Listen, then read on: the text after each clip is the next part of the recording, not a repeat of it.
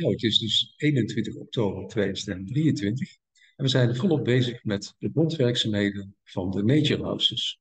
Het is zo dat we deze week ook met de riolering begonnen zijn, dus in 2 weken tijd is er al heel veel gebeurd.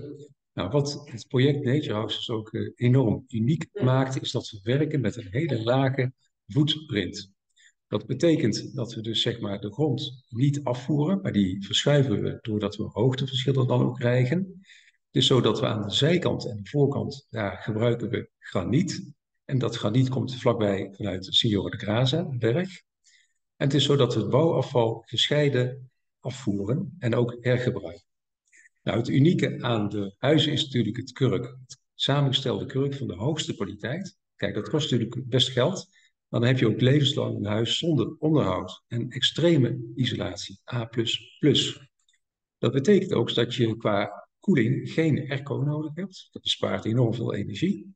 En dat je voor de warmte hebben we zeg maar een pelletkachel. Nou, dat is hier enorm voordelig en de uitstoot is ook veel beter dan de houtkachels die ze hier normaal hebben. En de pellets worden hier gemaakt, letterlijk. Ja, dus dat hout komt vanuit hier. Het is zo dat we qua licht hebben we zeg maar ambiente light met ja, zeg maar A++ energie LED. En dat loopt met ambiente strepen door het huis heen, van binnen naar buiten. Dat maakt het echt uniek.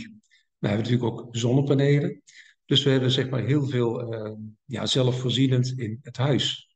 Maar ook in de moestuin die op het project ligt. Dus dat we samen groenten kunnen gaan verbouwen en delen met elkaar. Het is zo dat we altijd werken via de overheidsbepalingen, dus altijd met 23% BTW. Als je geen 23% BTW afdraagt, dan heb je nooit 5 jaar garantie. Dus wij willen dat per se.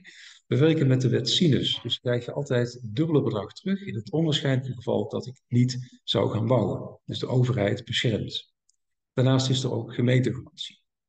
Nu kun je langskomen op kantoor bij Huub Hogeveen in Alkmaar. Maar je kan ook natuurlijk hier komen kijken. Kan je ook op het eerste project kijken, want daar zie je de kwaliteit van bouwen. Dat is echt Zwitsers.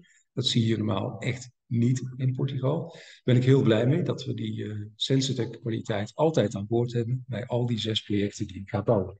Je bent dus van harte welkom hier in Portugal en zoals gezegd ook in kantoor bij Huub Hogeveen in Alkmaar.